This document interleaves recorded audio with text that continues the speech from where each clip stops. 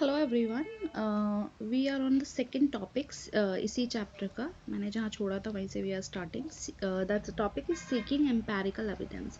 Empirical का मतलब होता है मींस जब आप एक डायरेक्ट ऑब्जर्वेशन करते हैं इन रियलिटी, उसके थ्रू अगर कोई एविडेंस गेन कर रहे हैं तो that is called empirical evidence. तो many people regard themselves as expert people watcher and from their own common sense their theories of behaviour. तो कुछ लोग अपने एक्सपीरियंस के थ्रू या अपने कॉमन सेंस के थ्रू कुछ थ्योरीज गढ़ते हैं या कुछ अपने बिलीव्स को वो मानते हैं कि ऐसा ही होता है. हाँ, जबकि मोस्टली जो ये सेल्फ अपॉइंटेड मतलब जो ये कॉमन सेंस बिलीव्स होते हैं जनरली गलत साबित होते हैं. तो मैंने भी अपने किए थे. तो यहाँ पे एक टेस्टिंग कॉमन सेंस बिलीव करके बॉक्स दिया हुआ है and there are some statements given here. So even now I found it very wrong, क्यों मेरे कई सारे फॉल्स स्टेटमेंट्स मतलब मैंने ट्रू कर दिए थे but that was actually the false. तो you can test yourself here. Because of the limitation of common sense, psychologists have a special respect for scientific behavior. देखिए, why psychologists are different from the other people who जो अपना common self को बताते हैं कि हाँ भाई common sense ये कहता है या common beliefs ये हैं. तो psychologist उनसे अलग कैसे है? क्योंकि psychologist they do the scientific observation. मैंने आपको पहले भी बताया था कि psychology अलग क्यों है, क्योंकि psychology scientific है ना. साइंटिफिक मतलब विच इज साइंटिफिक और objective which is on the basis of experiment और ऑब्जर्वेशन, है ना.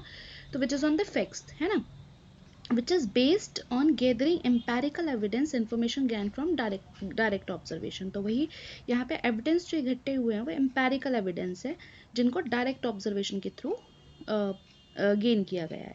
Unlike personal observation, scientific observation is systematic and intersubjective. अगर हम पर्सनल ऑब्जर्वेशन की बात करें तो साइंटिफिक ऑब्जर्वेशन उससे काफ़ी अलग है क्योंकि वो सिस्टमैटिक और इंटरसब्जेक्टिव है. सिस्टमैटिक मीन्स एक प्रॉपर प्रोसीजर है इसको करने का, और इंटरसब्जेक्टिव मीन्स ये एक सब्जेक्ट से रिलेट ना होकर there is a multiple subjects are interconnected. That's why it's called intersubjective. In other words, observations are planned and they can be confirmed by more than one observer. तो अगर हम दूसरे शब्दों में कहें तो ऑब्जर्वेशन प्लान्ड होती है और यहाँ पे एक ऑब्जर्वर नहीं, यहाँ पे ये कहीं ऑब्जर्वर्स को देखकर कंफर्म किया जाता है. Basically the empirical approach said let's take a more objective look. तो एम्पेरिकल अप्रोच कहती है कि ऑब्जेक्टिव लुक को लेना, ना कि सब्जेक्टिव. देखिए डिफरेंस है सब्जेक्टिव और ऑब्जेक्टिव में. ऑब्जेक्टिव का मतलब वेयर द ओनली और generally one answer is correct, है ना. जबकि सब्जेक्टिव में क्या है, there the multiple can answer be correct, है ना. तो यहाँ पे वही बात हो रही है कि ऑब्जेक्टिविटी की बात हो रही है. It's about objectivity. सो यहाँ पे ऑब्जेक्टिव लुक लिया जाता है. We study behaviour directly and collect data. यहाँ पे स्टडी किया जाता है बिहेवियर को और डाटा कलेक्ट किया जाता है, ठीक है, based on fact so that we can draw valid conclusion. जिनके बेसिस पे उन डाटा को स्टडी करके एक कंक्लूजन पे पहुंचा जाता है. जैसे इन्होंने एक प्रोवर्ब दिया है यहाँ पे कि absence make the heart grow fonder. Why argue about it. अब कई लोग कहेंगे कि हाँ ये कहावत सही है, कई लोग कहेंगे कि नहीं है. तो साइकोलॉजिस्ट क्या करेगा, वो सिंपली क्या करेगा कि ऐसे लोगों को स्टडी करेगा जो या तो सेपरेटेड हो चुके हैं और जो नहीं हुए. दो ग्रुप्स होंगे. तो people who are separated absent hearts and who see each other every day present hearts and find out who is fonder of their loved ones. Here is an example of gathering empirical evidence. तो यहाँ पे कुछ example हैं. Have you ever wonder if people become more hostile. कभी आपने सोचा है कि यहाँ पे एक एम्पेरिकल एविडेंस का मैंने एक एग्जांपल दिया है कि मतलब जब जब जैसे जैसे बाहर जो है गर्मी बढ़ती जाती है आउटसाइड, वैसे वैसे लोगों का जो टेम्परामेंट है वो भी हाई होता जाता है. Generally they become angry.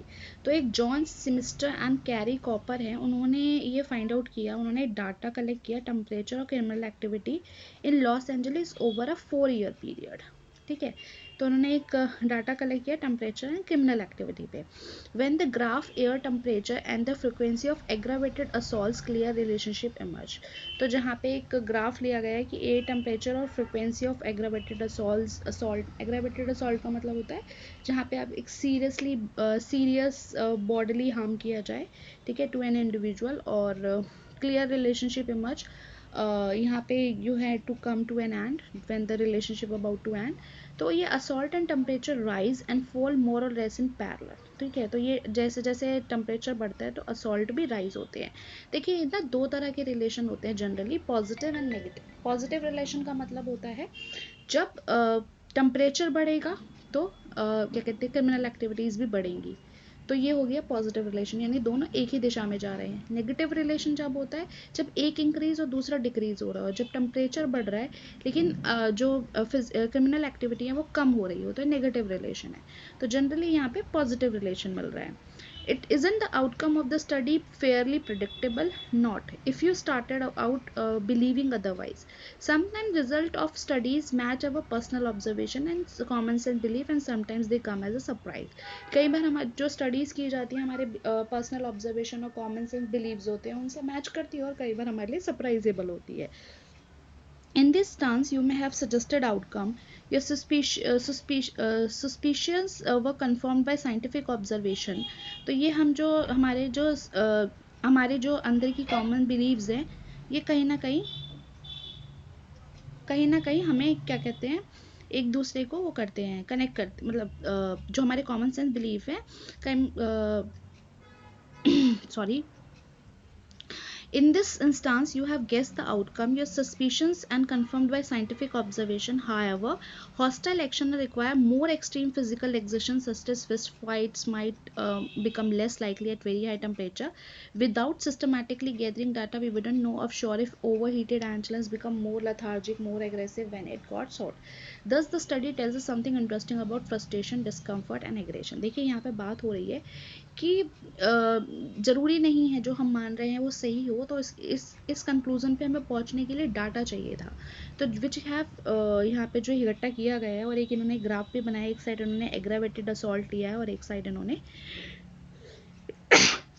Temperature in Los Angeles लिया है। तो यहाँ पे अगर आप देख पा रहे हो तो ये जो दिखा रखा है ग्राफ में कि जैसे जैसे एग्रावेटेड असॉल्ट बढ़ रहा है, मींस जैसे जैसे टेम्परेचर इन लॉस एंजलिस बढ़ रहा है वैसे वैसे एग्रावेटेड असॉल्ट्स भी इंक्रीज हो रहे हैं। That is more about. अच्छा, इसके बाद नेक्स्ट टॉपिक है, that's the topic is psychological research which will study in the next video. Thank you.